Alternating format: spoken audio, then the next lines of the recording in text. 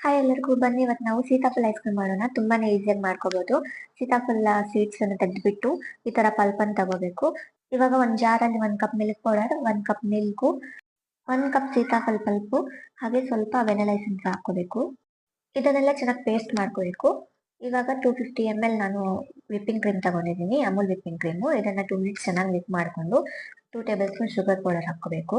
Sugar powder ಹಾಕೊಂಡು ಚೆನ್ನಾಗಿ thickness ಬರೋವರೆಗೂ ಇದನ್ನ ಮತ್ತೆ ಈ ತರ ವಿಪ್ ಮಾಡ್ಕೋಬೇಕು 2 ಮಿನಿಟ್ಸ್.